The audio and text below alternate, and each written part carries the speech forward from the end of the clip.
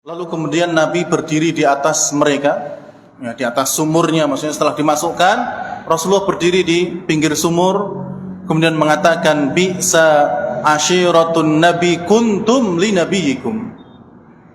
Sejelek-jelek saudara, sejelek-jelek keluarga Nabi SAW adalah kalian terhadap Nabi kalian. Sejelek-jelek keluarga atau sejelek-jelek keluarga saudara Nabi SAW adalah kalian, ya, adalah kalian terhadap Nabi kalian. Kadzabtumuni wa sadaqaniyan nas. Kalian mendustakanku sedangkan manusia yang lain mempercayaiku. Wa akhrajtumuni wa awaniyan nas. Kalian mengusir aku, mengusir Nabi kalian, sedangkan orang lain melindungi, ya, sedangkan orang lain melindungiku. Wa qataltumuni wa nasaraniyan nas. Kalian memerangiku, kalian memberontak kepadaku, memerangiku, sedangkan manusia yang lain menolongku. Bismillahirrahmanirrahim.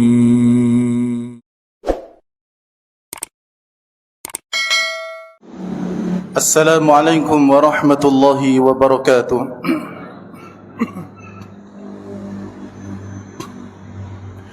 Alhamdulillahi wa kafa,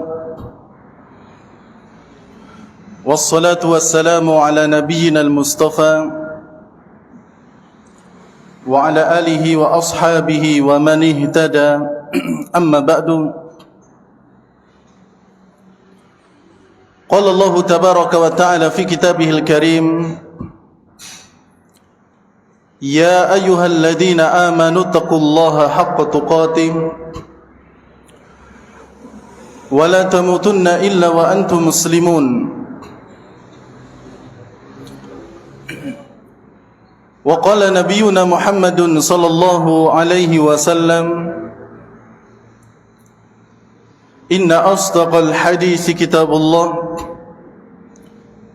wa khairal huda huda Muhammadin sallallahu alaihi wasallam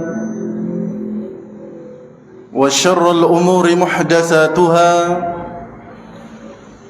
fa inna kulla muhdatsatin fid dini bid'ah wa kulla bid'atin dhalalah wa kulla dhalalatin fin nar.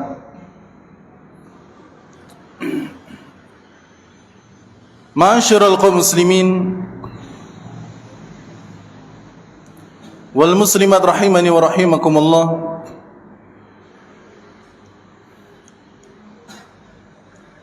Alhamdulillah, kita bersyukur kepada Allah tabaraka wa ta'ala yang telah mengarahkan langkah-langkah kita menuju ketaatan, mempertemukan kita dalam sebuah majlis ilmu, mempersatukan kita untuk memakmurkan masjid-masjidnya Allah tabaraka wa ta'ala, dan menjadikan kita orang-orang yang mau duduk dengan orang-orang yang baik, duduk dengan orang-orang yang saleh, duduk dengan orang-orang yang mau melaksanakan ketaatan, mau beribadah kepada Allah tabaraka wa ta'ala, dan duduk dengan orang-orang yang saleh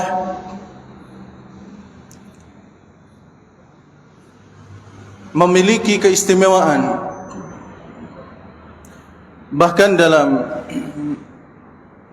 agama kita juga diperintahkan untuk memilih teman memilih orang-orang yang baik untuk menjadi teman kita ataupun teman duduk kita. Al-Imam Ibn Qayyim rahimahullah beliau pernah mengatakan bahwa mujalasatus salihin, duduk dengan orang-orang yang saleh, orang-orang yang berilmu, tuhawwiluka min sittatin ila sittatin, akan mengantarkanmu dari 6 perkara menuju 6 perkara yang lain. Jadi duduk dengan orang-orang yang saleh, duduk dengan orang-orang yang berilmu akan memberikan dan mengantarkan kita dari 6 perkara yang jelek menuju 6 perkara yang baik. Apa itu? Kata beliau, minasyakki ilal yakin, dari keraguan-raguan menuju sesuatu yang yakin. Ini salah satu faedahnya. Sebelum kita mengenal orang-orang yang berilmu, mungkin banyak keraguan. Ini boleh atau tidak? Ini dilarang atau tidak? Tapi setelah bertemu dengan mereka, terpecahkanlah masalah itu sehingga menjadi yakin, padahal tadinya meragukan. Wa minar riya'i ilal ikhlas, dari riya menuju keikhlasan. Ya, dari riya menuju keikhlasan. Bisa jadi awal pertama datang yang dicari bukan ilmunya, bukan keikhlasan ibadahnya, tapi mungkin yang dicari tehnya yang rasanya beda dengan di luar. Ya, kajian ada snacknya, walaupun mohon maaf, ya beberapa hari ini enggak ada. Ya. Atau mungkin baru mencari teman, tapi lama-kelamaan duduknya ini ikhlas karena Allah tabaraka wa ta'ala, mencari ilmu, memakmurkan masjid, dan niat-niat ikhlas yang lain. Wa minal ghaflati ila dzikr, ini yang ketiga, dari yang tadinya lalai menuju zikir, yakni mengingat Allah Subhanahu wa taala. Tadinya lalai ya dengan Allah Subhanahu wa taala, lalai dengan kewajiban yang harusnya dia kerjakan, lalai dengan kebaikan yang seharusnya dia lakukan. Tapi kemudian setelah duduk dengan orang-orang yang saleh, teman-teman yang baik, maka duduknya mereka tidak hanya ngobrol ngalor ngidul, tapi yang dia obrolkan adalah perkara-perkara yang baik pula, yaitu mengingat Allah tabaraka wa ta'ala, saling mengingatkan antara satu dengan yang lain. Kemudian yang selanjutnya, wa minar raghbati fid dunya ila raghbati fil akhirah, dari cinta dunia menjadi cinta akhirat. Ya, ini yang keempat. Ya, dari cinta dunia menjadi cinta akhirat. Maknanya bukan kemudian bekerja tidak boleh, mencari duit tidak boleh, menjadi orang kaya tidak boleh, bukan ini. Ya. Tapi setiap kali dia mendapatkan dunia, maka dia niatkan dan dia gunakan untuk mencari akhirat. Yang tadinya dia mengejar-mengejar dunia, sekarang yang dia utamakan adalah akhirat.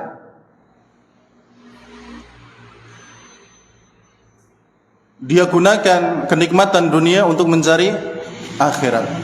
Yang tadinya siang malam, pagi sore, ya, kaki jadi kepala, kepala jadi kaki, digunakan untuk mengejar dunia, dan itu tidak puas.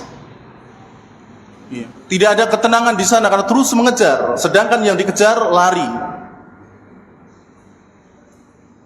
Oleh karena itu, para ulama mengatakan bahwa orang yang mengejar-ngejar dunia, prioritas hidupnya adalah dunia, dia ini seperti orang yang mengejar bayangannya sendiri. Ya, kalau kita mengejar bayangan kita, bisa nggak kita menangkapnya? Nggak bisa. Jadi dengan mengambil bayangan itu, bayangan udah kesana duluan, dikejar malah lari itu bayangan. Tapi setelah bertemu dengan orang-orang yang mengarahkan kepada kebaikan, maka tujuannya adalah akhirat. Ya, cintanya adalah akhirat. Pekerjaan yang dia lakukan, harta yang dia miliki, kekuatan yang dia punyai, semuanya diniatkan untuk akhirat. Minar raghbati fid dunya ila ar-raghbati fil akhirah. Dari cinta dunia menjadi cinta akhirat.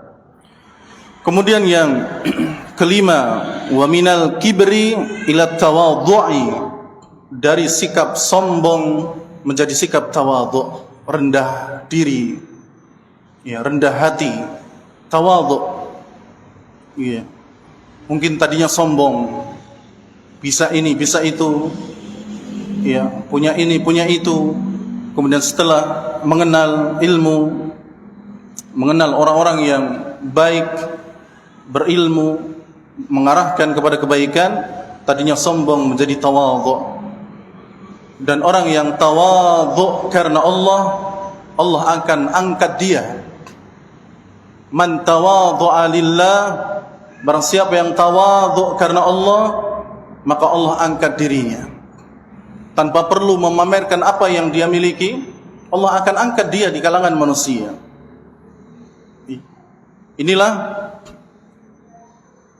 atau faedah yang kelima dari berteman dengan orang-orang yang saleh. Dan yang terakhir, min su'in niyah ilan nasihah, dari jeleknya niat menuju nasihat. Ya, jeleknya niat menuju nasihat. Inilah jamaah yang dirahmati oleh Allah tabaraka wa taala, keuntungan kita berteman dengan orang-orang yang baik, yang dilandasi karena iman dan takwa, bukan karena urusan dunia.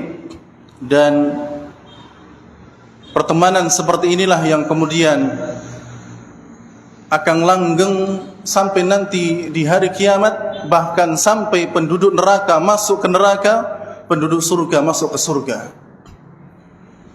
Disebutkan dalam sebuah riwayat, orang-orang yang telah masuk surga, mereka akan mencari temannya di dunia yang dahulu pernah bersama-sama beribadah, yang dahulu pernah bersama-sama puasa, pernah bersama-sama sholat, pernah bersama-sama menuntut ilmu, pernah bersama-sama berbuat baik. Mereka akan mencari, bertanya mereka kepada Allah, mana ya Allah teman-teman kami dahulu yang bersama-sama berbuat baik, ya, kami dahulu dapatkan mereka di dunia, tapi sekarang kami tidak melihat mereka. Maka jamaah yang dirahmati oleh Allah Subhanahu wa taala, inilah ya teman-teman yang baik. Dan tentu teman yang baik yang paling dekat dengan kita adalah keluarga kita, anak dengan orang tuanya dan sebaliknya, istri dengan suaminya dan sebaliknya. Maka hendaknya mereka saling mengingatkan antara satu dengan yang lainnya dalam beribadah kepada Allah tabaraka wa taala. Jamaah yang dirahmati oleh Allah tabaraka wa taala, kita lanjutkan kajian kita di malam Jumat ini, itu kajian As-Sirah An-Nabawiyah. Dan kita telah sampai pada pertemuan yang ke-123. Dan ini adalah Perang Badar Kubra bagian yang ke-28. Sebelumnya telah kita sampaikan bahwa Perang Badar Kubra telah berakhir dengan kemenangan di tangan kaum muslimin atas izin Allah Tabaraka wa Ta'ala. Kaum muslimin di Perang Badar berhasil mengalahkan, menghancurkan dan memukul mundur pasukan musyrikin yang dipimpin oleh Abu Jahal. Oleh karena itu kemudian dalam peperangan ini kaum muslimin berhasil menewaskan 70 orang pasukan, termasuk di antara mereka adalah 24 orang dari pemimpin-pemimpin Quraisy. Termasuk yang tewas adalah Abu Jahal, Umayyah bin Khalaf, Syaibah bin Rabi'ah, Utbah bin Rabi'ah dan yang lainnya. Pemuka-pemuka Quraisy tewas di Perang Badar. Ada 70 orang yang tewas dan ada 70 orang yang ditawan. Sedangkan kaum muslimin tidak banyak dari mereka, hanya sekitar 14-an orang yang mati syahid di Perang Badar. Dan kemudian setelah semuanya telah selesai, maka Nabi SAW memerintahkan Abdullah bin Rawahah, kemudian Zaid bin Harithah untuk kembali ke Madinah dan memberikan kabar gembira ini kepada penduduk Madinah, bahwasanya kaum muslimin telah menang di Perang Badar dan telah menghancurkan pasukan Quraisy. Nabi SAW mengakhiri peperangan sebelum zuhur. Kemudian setelah matahari condong ke barat, berakhirlah semuanya. Ghanimah telah dikumpulkan. Kemudian Nabi SAW tinggal di sana selama 3 hari. Tinggal di sana selama 3 hari. Dan ketika beliau sholat asar, maka datanglah malaikat Mikail yang ketika itu beliau tersenyum kepada Nabi SAW, dan Nabi di rakaat pertama itu pun membalas senyuman Nabi senyuman malaikat Mikail. Senyuman malaikat Mikail. Seraya mengatakan, inni kuntu fi talabil qaum, sesungguhnya aku datang ke sini adalah atas permintaan suatu kaum. Lalu kemudian juga datanglah malaikat Jibril alaihi salam dengan menunggang kudanya, hadir datang kepada Nabi SAW seraya mengatakan, ya Rasulullah, sesungguhnya aku ke sini diperintahkan oleh Allah Subhanahu wa taala, dan aku juga diperintahkan untuk tidak meninggalkanmu sampai engkau ridha. Hal radita, apakah engkau telah ridha? Lalu kemudian Nabi SAW mengatakan, na'am, ya, aku telah ridha wahai malaikat Jibril. Lalu malaikat Jibril bersama pasukan dari kalangan malaikat, mereka kembali karena tugas mereka telah selesai. Lalu kemudian jamaah yang dirahmati oleh Allah,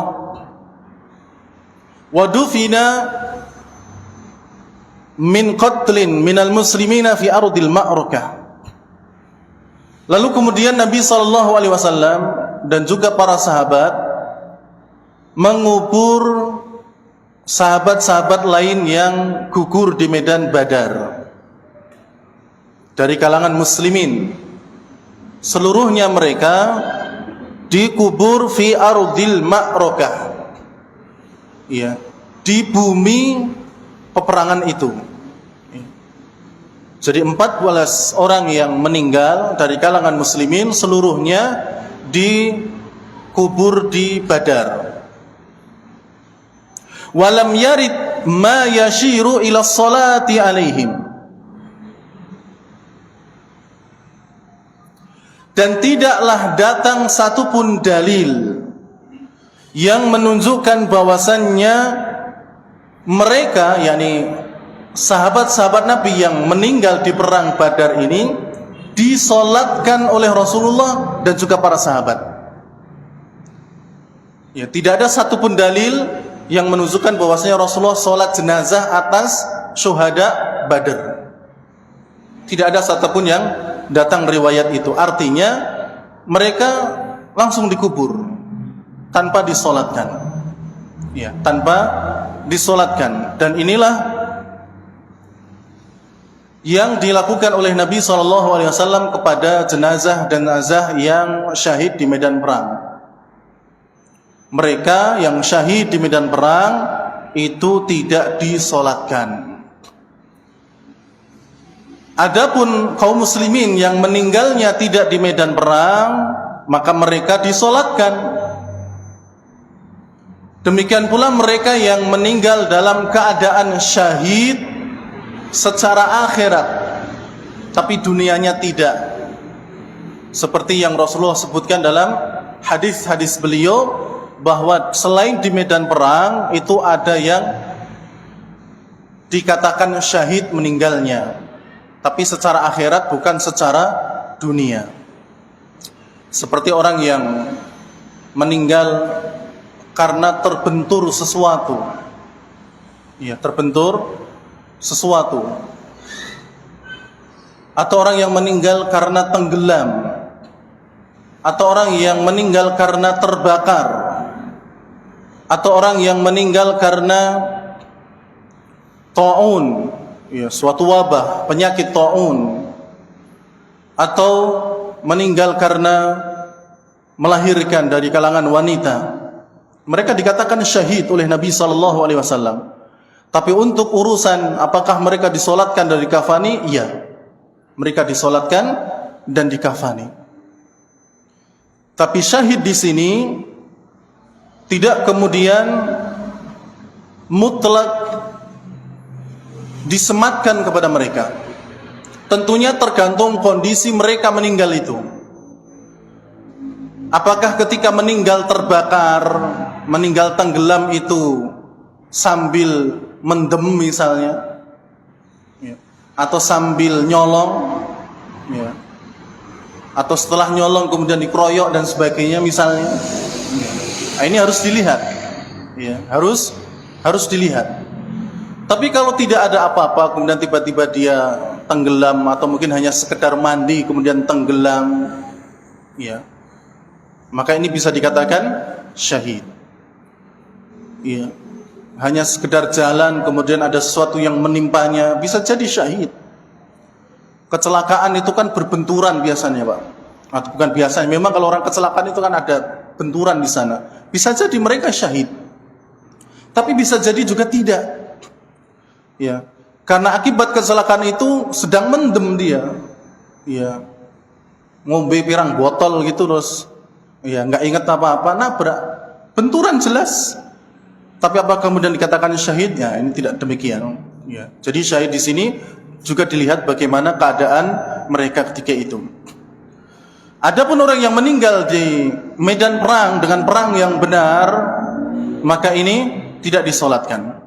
Walam yudfan ahadun minhum kharija badrin, dan tidak ada salah seorang di antara mereka yang wafat mati syahid di perang Badar dikebumikan di luar Badar. Tidak ada, semuanya di perang Badar. Wa waqafa ar-rasulu Muhammad sallallahu alaihi wasallam 'alal qatla min Quraisy faqal. Lalu kemudian jamaah yang dirahmati oleh Allah Subhanahu wa taala, Nabi pun mengubur yang tewas dari kalangan musyrikin. Ya. Disebutkan mereka semuanya dimasukkan dalam satu liang atau dalam satu sumur. Salah satu sumur di perang Badar itu Salah satunya dipakai untuk mengubur korban tewas dari orang-orang musyrikin. Semuanya dimasukkan ke sana. Dan yang paling susah adalah jenazahnya Umayyah bin Khalaf. Ya. Karena gemuk besar tubuhnya hingga sulit bahkan diseret dan sebagainya, dimasukkan ke dalam lubang dari lubang-lubang sumur yang ada di Badar. Semuanya dimasukkan ke sana. Dan itu dikubur setelah 3 hari. Ya, setelah 3 hari baru mereka dimasukkan ke dalam liang ataupun dimasukkan ke dalam lubang sumur. Lalu kemudian Nabi berdiri di atas mereka, ya, di atas sumurnya. Maksudnya setelah dimasukkan, Rasulullah berdiri di pinggir sumur, kemudian mengatakan, bi'sa ashiratun nabi kuntum li nabiyikum. Sejelek-jelek saudara, sejelek-jelek keluarga Nabi SAW adalah kalian terhadap Nabi kalian. Sejelek-jelek keluarga atau sejelek-jelek keluarga saudara Nabi SAW adalah kalian, adalah kalian terhadap Nabi kalian. Kadzabtumuni wa sadaqaniyan nas. Kalian mendustakanku sedangkan manusia yang lain mempercayaiku. Wa akhrajtumuni wa awaniyan nas. Kalian mengusir aku, mengusir Nabi kalian, sedangkan orang lain melindungi, sedangkan orang lain melindungiku. Wa qataltumuni wa nasaraniyan nas. Kalian memerangiku, kalian memberontak kepadaku, memerangiku, sedangkan manusia yang lain menolongku. Kemudian seluruhnya diperintahkan oleh Nabi SAW untuk dimasukkan ke dalam sumur. Ya, semua sudah masuk. Lalu Nabi mengatakan, ya Utbah bin Rabi'ah, wahai Utbah bin Rabi'ah, wa ya Syaibah bin Rabi'ah, wahai Syaibah bin Rabi'ah, wa ya Fulan, wahai Fulan, wa ya Umayyah bin Khalaf, ya, wahai Fulan, Fulan, hal wajadtum ma wa'adakum rabbukum haqqan. Apakah kalian telah mendapatkan janjinya Allah berupa kebenaran? Ya. Fa inni wajadtu ma wa'adani rabbi haqqan. Dan ketahuilah sesungguhnya aku pun telah mendapatkan kebenaran dari yang dijanjikan oleh Rabbku, yaitu Allah Subhanahu wa taala. yakni kemenangan, ya, iman. Jadi seakan-akan Nabi SAW berbicara kepada mereka, orang-orang yang sudah mati dari kalangan musyrikin Quraisy. Faqala Umar bin Khattab. Lalu ketika itu Umar bin Khattab mendengar seakan-akan Nabi SAW bicara dengan mayit-mayitnya, ya, Quraisy. Maka Umar bertanya, ya Rasulullah, wahai Rasulullah, ma tukhatibu min aqwamin qad jifu? Apakah engkau berbicara, ngobrol dengan orang-orang yang telah dikubur, wahai Rasulullah, telah dimasukkan ke dalam sumur, padahal mereka dalam keadaan sudah tewas?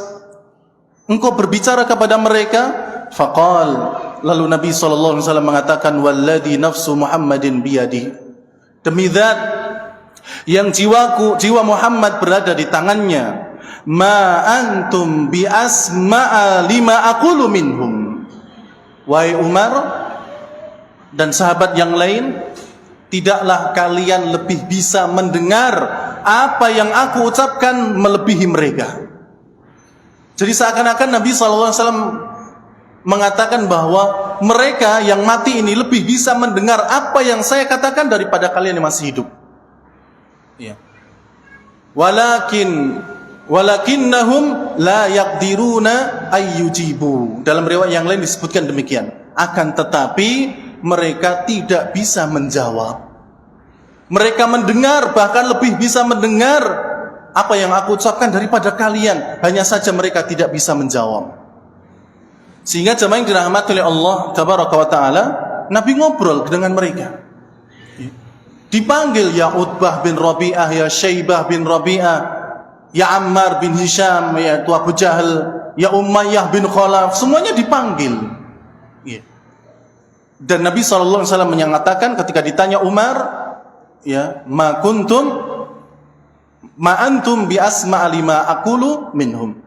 Ya, kalian tidak bisa lebih mendengar apa yang aku katakan dibandingkan mereka. Artinya mereka lebih bisa mendengar daripada yang kalian dengarkan. Sehingga muncullah pertanyaan jamaah yang dirahmati oleh Allah Subhanahu wa taala, apakah orang yang sudah mati itu bisa mendengar? Apakah orang yang sudah mati itu bisa mendengar orang-orang yang mengajak mereka ngomong, atau mungkin mendengar pembicaraan orang-orang yang masih hidup? Ya. Jadi pertanyaan seperti ini muncul. Ya. Maka disebutkan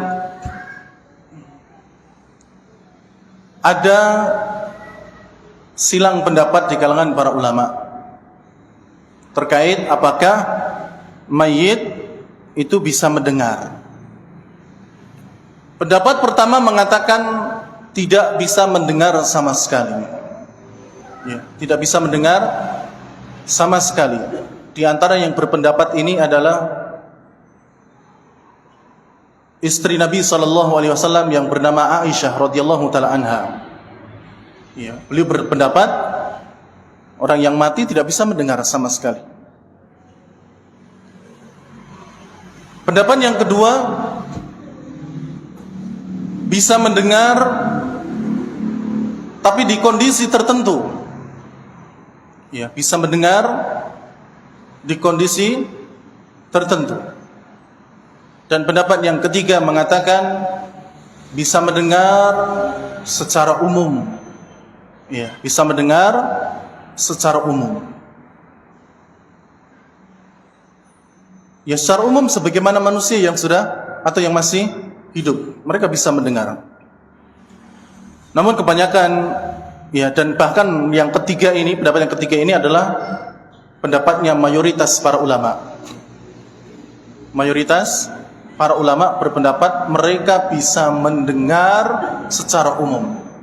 Tapi ketiga pendapat ini semuanya sepakat mereka tidak bisa menjawab. Ya, mereka tidak bisa apa? Menjawab. Kalau mendengar bisa mungkin, ya, tapi mereka tidak bisa menjawab. Ya, tidak bisa menjawab. Oleh karena itu orang-orang yang berdoa kepada orang yang sudah mati tidak ada gunanya. Selain ada larangan, tidak ada gunanya. Toh mereka paling cuma bisa mendengar tapi tidak bisa menjawab. Atau orang-orang yang meminta kepada ahli kubur supaya doanya disampaikan kepada Allah. Andaikan mereka bisa mendengar, toh nggak bisa menjawab, juga nggak ada fungsinya, nggak ada manfaatnya. Ya. Ada orang yang datang ke kubur misalnya, Mbah, tolong doa saya disampaikan kepada Allah. Misalnya ada yang jawab, apa ora kaget? Yole tak terne sesuk. Iya. Mesti lari itu orang. Jadi nggak bisa jawab sama sekali. Andai kan bisa mendengar, tapi tidak bisa menjawab. Makanya orang-orang yang meminta ke sana, ya, ini rugi. Selain juga apa? Tidak ada manfaatnya dan tentu ada larangannya. Andai kan ini apa? Memang bisa mereka mendengar. Walaupun beberapa ulama seperti Syekh Muhammad bin Shalih Al-Utsaimin rahimahullah dan juga yang lainnya, mereka lebih memilih pendapat mayit bisa mendengar tapi hanya dalam kondisi tertentu berdasarkan dalil. Secara asal mereka tidak bisa mendengar. Ya, secara asal mereka tidak bisa mendengar, tapi mereka bisa mendengar di beberapa kondisi. Di antara dalil yang menunjukkan bahwasanya asalnya mereka tidak bisa mendengar adalah surat An-Naml ayat 80. Ya, nanti bisa dilihat surat An-Naml ayat 80. Surat Ar-Rum ayat 52. Surat Fatir ayat 22. Saya ulangi. Ini termasuk dalil pendapat pertama bahwasanya mayit sama sekali tidak bisa apa? Mendengar. Atau pendapat yang kedua, bisa mendengar tapi hanya kondisi tertentu. Asalnya tidak bisa mendengar tapi di kondisi tertentu bisa mendengar. Nah, dalilnya An-Naml 80, Ar-Rum 52 dan Fatir 22. Semuanya mirip. An-Naml 80 Allah mengatakan innaka la tusmi'ul mauta. Wahai Muhammad, sesungguhnya kamu tidak akan pernah bisa menjadikan orang-orang yang mati itu mendengar. Yang diajak bicara siapa? Nabi. Nabi saja Allah mengatakan wahai Muhammad, innaka, sesungguhnya engkau wahai Muhammad tidak akan pernah bisa menjadikan orang yang sudah mati itu bicara, mendengar. Ya. Bagaimana kalau selain Nabi kan gitu? Pak Sugeng misalnya. Nggak bisa, wong Nabi aja nggak bisa, apalagi Pak Sugeng. Ini misal kan gitu nggih. Surat Ar-Rum ayat 52. Allah mengatakan fa innaka la tusmi'ul mauta. Maka sesungguhnya kamu wahai Muhammad juga tidak sanggup untuk menjadikan orang-orang yang mati itu apa? Bisa mendengar. Ini meninggal dalam keadaan apapun, apakah terbakar, apakah nanti ada yang lebur jenazahnya, ataukah nanti ada yang dikubur dan sebagainya. Fatir ayat 22 Allah juga mengatakan wa ma anta bimusmi'in man fil kubur. Ya, ini jelas. Dan kamu sekali-kali wahai Muhammad tidak akan sanggup menjadikan orang yang di dalam kubur mendengar. Ya. Sekali lagi, 3 ayat ini semuanya berbicara kepada Nabi. Pakai kalimat anta, innaka. Ya. Artinya kalau Nabi saja tidak bisa, bagaimana dengan yang lain? Misalnya ada yang ngeyel. Ya. Misalnya ada yang ngeyel. Pokoknya wong mati ki sok krungu. Ya. Lagi dalile sembuh, pokoknya wong mati sok krungu. Aku tetap arak ndonga, ya. Karena orang mati bisa mendengar. Misalnya demikian. Maka itu dibantah dengan surat Fatir ayat 14. Surat Fatir ayat 14. Allah mengatakan in tad'uuhum la yasma'u du'aakum. Jika kalian memohon kepada mereka, menyeru mereka, orang-orang yang sudah mati itu, mereka tidak akan pernah bisa mendengar doa kalian. Tidak akan pernah bisa mendengar seruan kalian. Walau sami'u. Kata Allah apa? Walau sami'u, sekiranya mereka bisa mendengar, mastajabu lakum. Mereka tidak bisa menjawab. Tidak bisa merespon. Ya. Tidak bisa mengaplikasikan perintahnya. Misalnya tadi ada orang yang berbicara kepada orang yang mati, "Mbah, doaku lo mangterke marang Allah." Maka orang ini walaupun bisa mendengar, katakanlah bisa mendengar, nggak bisa mengantarkan doa itu kepada Allah. Ya, tidak bisa mengantarkan doa itu kepada Allah, apalagi membalas, menjawab doanya. Nggak bisa. Makanya Allah mengatakan apa? Walau sami'u.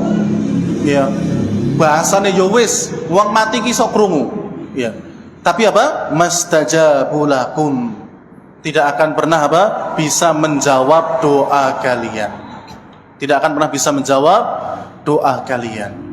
Jadi, jamaah yang dirahmati oleh Allah Tabaraka wa Ta'ala, andaikan memang orang yang meninggal itu bisa mendengar, yang jelas mereka tidak bisa menjawab, tidak bisa mengabulkan, tidak bisa merespon doa-doa yang disampaikan orang-orang yang berdoa kepada mereka. Walaupun hanya sekedar mengantarkan doa itu kepada Allah Subhanahu wa Ta'ala. Langsung saja berdoa kepada Allah. Ya, ud'uni astajib lakum, kata Allah. Berdoalah kepadaku, aku akan jawab. Ya. Nggak usah pakai sana, pakai sini, apalagi orang yang sudah meninggal.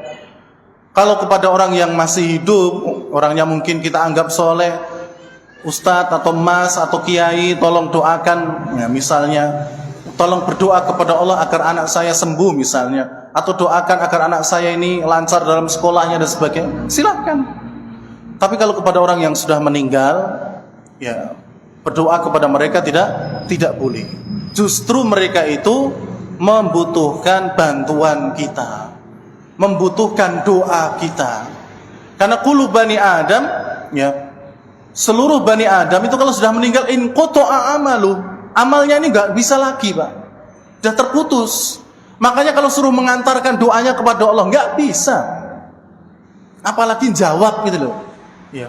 Mengantarkan saja nggak bisa, apalagi apa? Jawab. Mungkin anggapannya orang meninggal itu dekat dengan Allah. Iya. Tapi kalau kemudian diminta supaya doanya diantarkan kepada Allah, apakah Allah nggak dengar kok sampai harus diantarkan segala? Jadi, ya mereka ini hanya bisa mendengar di kondisi tertentu. Di antaranya adalah pertama, ketika mendengar suara terompah orang-orang yang mengantarkannya. Ya. Mendengar suara terompah orang-orang yang mengantar mereka ketika sudah pada pulang. Ya, Rasulullah pernah mengatakan, innal abda, sesungguhnya seorang hamba, idza wudhi'a fi qabri, ketika dia sudah diletakkan dalam kuburnya, wa tawalla anhu ashabu, dan orang-orang yang mengantarkannya itu, yang melayat, yang mengantarkannya ke makam atau ke kuburan itu telah pulang, innahu la yasma'u qur'ani alihim, sesungguhnya dia, yakni mayit ini, mendengar suara sandal mereka. Suara sandalnya saja ya. Adapun obrolannya enggak dengar, Pak. Ya. Jadi jenengan pas ngelayat, wah si fulan ini ngene, si fulan, si fulan si baik. Atau mungkin obrolannya, wah ayo mas besok bal-balan gitu, padahal bareng ngelayat ya, ngejak bal-balan. Ayo besok bal-balan atau kemana gitu. Itu enggak dengar.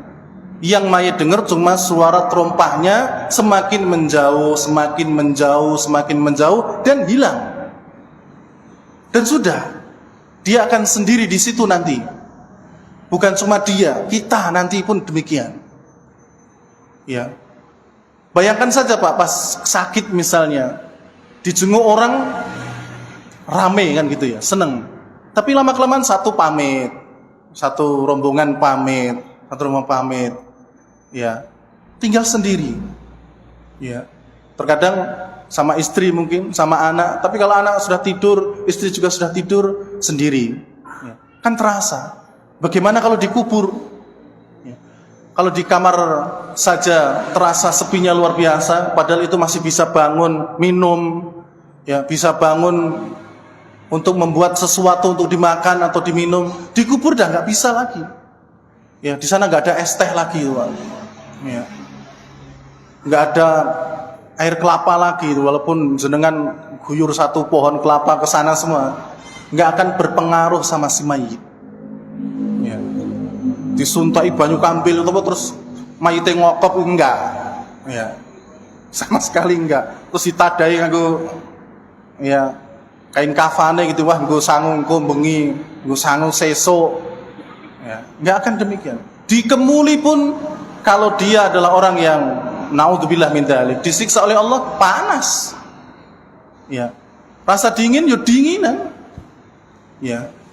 Jadi mau orang yang meninggal itu dikasih kijing, dikemuli, dikafani, atau cuma sekedar tanah dan cuma dikasih beberapa batu tok sebagai tanda. Ya. Tergantung amalannya di dalam, Pak. Ya. Tergantung amalannya di dalam. Walaupun kelihatannya kayak orang diurus, tapi kalau di dalam dia adalah orang yang soleh, ditemani dengan amal solehnya, baunya harum, pagi dan sore dilihatkan surga, subhanallah. Ya. Itu orang-orang yang baik. Tapi kalau orang-orang yang jelek, ditemani amalannya yang baunya luar biasa, nggak enak, Pak. Naudzubillah min dzalik. Setiap pagi dan sore dilihatkan bagaimana neraka. Apa orang ngeri itu, Pak. Ya. Apa orang ngeri kan itu. Diwe meneh. Kalau di kamar nonton bioskop bagus-bagus, ya, pakai AC, pakai gitu. Di kubur nggak ada itu. Yang ditonton apa? Kalau nggak neraka surga. Iya, kalau nggak neraka surga. Maka orang-orang yang meninggal dan dia adalah orang yang soleh meminta segera dibangkitkan. Seratahan yang kubur segera dibangkitkan. Ya, tapi orang-orang yang jelek, waliyadzubillah, itu sudah sempit Pak tempatnya. Iya. Walaupun kelihatan ukurannya tetap segitu-situ aja ya, tapi mereka yang di dalam, kalau memang mereka adalah orang yang jelek, waliyadzubillah, disempitkan kuburnya. Sampai-sampai apa? Ya retak. sempit. Ya, kita bisa rasakan bagaimana tidur dalam keadaan sempit. Ya. Ini bojo kene anak arah miring ya goyoke bojo, miring meneh ya anak. Kan sempit, rasanya enggak enak. Ya, apalagi enggak ada AC misalnya. Tapi kalau longgar itu mau jengkulitan sampai ngimpi salto pun enggak ada masalah. Ya. Itu dibandingkan dengan apa? Tidur saja. Jadi yang mendengar itu cuma apa? Sandalnya saja. Semakin jauh hilang dan semakin kesepian. Kemudian di antara yang lainnya pula adalah tadi kisah Nabi SAW berbicara dengan orang-orang yang mati dari kalangan musyrikin. Ya. Mereka mendengar apa yang dikatakan oleh Rasulullah. Ya. Cuman mereka tidak bisa apa? Menjawab. Ya. Tidak bisa menjawab. Kemudian yang ketiga ada riwayat dari Abdullah bin Abbas. Ini juga sandarkan kepada Nabi SAW dan hadis ini diperselisihkan oleh ulama. Ada yang mendhaifkannya, tapi ada juga yang menghasankannya, bahkan ada yang mensahihkannya. Rasulullah SAW bersabda, "Ma min ahadin, tidaklah seseorang yamuru bi qabri akhihil mu'min." Dia lewat di kuburan saudaranya sesama muslim. Kana ya'rifuhu fid dunya, dan dia tahu, ya si mayit ini tahu si yang lewat ini ada di dunia, atau yang lewat ini tahu ini kuburannya si fulan tadinya di dunia. Fayusallimu alaih, kemudian dia mengucapkan salam kepada orang yang mati tersebut. Illa arafahu wa radda alaihi salam, kecuali yang si mayit ini mengetahui siapa yang menyampaikan salam kepadanya dan dia menjawab salamnya. Ya, ini dalam riwayat yang lain sekalipun ini diperselisihkan ya oleh ulama tentang kesahihannya. Jadi jamaah yang dirahmati oleh Allah ya tabaraka wa taala, ketika kita melewati saudara kita yang muslim, ya, melewati saudara kita yang muslim, kemudian kita tahu bahwa ini adalah kuburannya si fulan, kita tahu ini kuburannya si fulana, kemudian kita mengucapkan salam, maka si mayit itu akan ya mengetahui dan akan mendengar salam yang kita ucapkan. Oleh karena itu, ketika kita masuk ke dalam kuburan, salah satu sunnahnya adalah mengucapkan salam dengan kalimat seakan-akan kita berbicara kepada mereka. Ya. Yaitu assalamualaikum ahlad diyar, atau assalamualaikum ya ahlal kubur minal mu'minina wal muslimin wa inna insyaallahu bikum lahikun. Ya, wahai assalamualaikum, keselamatan atas kalian wahai penduduk kubur, ya, ahlud diyar minal mu'minina wal muslimin, dari kalangan orang-orang mukmin dan muslimin. Wa inna insyaallahu bikum lahikun, sesungguhnya kami suatu saat nanti akan menyusul kalian, ya, akan menyusul kalian. Wa nas'alullaha lana wa lakumul afiyah, dan aku berdoa kepada Allah akan memberikan keselamatan untukku dan untuk kalian. Ya, mendoakan. Jadi assalamualaikum ya ahlad diyar, seakan-akan kita ya mengucapkan itu kepada orang yang bisa menjawab. Ya. Andai kan nggak bisa menjawab sebagaimana pendapat yang tadi, maka minimal mereka bisa mendengar berdasarkan ya pendapat yang dimiliki oleh mayoritas para ulama. Hanya saja tetap tidak bisa apa? Tidak bisa menjawab. Ya, tidak bisa merespon. Adapun hadis tadi memang diperselisihkan oleh para ulama. Tapi pada intinya jamaah yang dirahmati oleh Allah tabaraka wa taala, pada asalnya orang yang sudah meninggal itu tidak bisa mendengar kecuali di beberapa kondisi saja. Andai kan bisa mendengar, mereka nggak bisa apa? Merespon. Itu saja. Ya, andai kan bisa mendengar, karena mayoritas ulama berpendapat bisa mendengar. Jadi kalau jenengan aja obrol itu bisa mendengar, Pak. Ini ngerespon jawab. Ya. Tapi kata para ulama nggak usah berlebihan. Kalau memang oke lah, katakan mereka bisa mendengar. Mau ngobrol silahkan. Karena dalam satu fatwa disebutkan orang yang masih hidup ngobrol dengan mayit yang ada di kuburan itu hukumnya boleh. Kalau hanya sekedar ngobrol ya. Tapi kalau kebablasan lah, ini yang terkadang terjadi itu. Bagaimana kebablasannya? Curhat masalah dunia. Ya. Neng kuburan curhat karo sing mati, misalnya adiknya, kakaknya, orang tuanya. Mbok iki utangku keh banget iki kepiye ngono. Ya wingi nyilih kono angel. Nah itu. Semuanya Andi kan bisa mendengar malah sedih itu. Ya. Ya, kalau bisa apa? Memang bisa mendengar malah sedih itu orang tuanya. Delok anake mah melongso. Karena mayoritas ulama berpendapat bisa mendengar, Pak. Kemudian ketika ditanya, kalau memang bisa mendengar, kalau orang ngobrol boleh enggak? Hukumnya boleh, tapi kalau sekedar ngobrol untuk melegakan hati kita saja. Ya. Makanya kalau ke sana cukup, Mbok, Pak, muga-muga diparingi keselamatan, diampuni dosamu, diterima amalmu, gitu saja. Enggak usah curhat dunia. Ini mantumu malah ngene, Mbok, ini mah gitu, mah bablas. Kebablasan. Nah ini jangan. Ya, kebablasan itu namanya. Atau nalkin. Nah. Fulan bin fulan, engko malaikat arak teko. Nek kowe ditakoki sapa Rabbmu, jawaban Allah. Ditakoki apa nabimu Muhammad. Ya, nek ditakoki apa agamamu Islam. Iya, bisa mendengar, tapi bisakah merespon? Enggak. Ya. Yo lek aku wis tak apalke dunya di sini bisa. Ya, enggak bisa, Pak. Ini rugi, enggak ada manfaatnya. Karena nanti yang bisa menjawab 3 itu adalah amal solehnya. Lembut ditalkin ping 300 nek ora soleh ya, orang duwe amal soleh enggak bisa jawab. Lega plegu. Ya, diantem malaikat malah. Ya. Jadi kalaupun bisa mendengar, ya talkin itu enggak ada gunanya. Demikian pula ngadani misalnya, Pak. Kalau ada ya, diadani kan itu. Apa terus menjawab? Ya, adani kan enggak. Untuk apa? Karena adzan fungsinya untuk menandakan bahwa waktu sholat telah tiba. Ya. Tapi wallah alam bisawab, enggak tahu dalilnya mereka ngapain kalau ngubur itu harus diadani. Secara syariat enggak ada.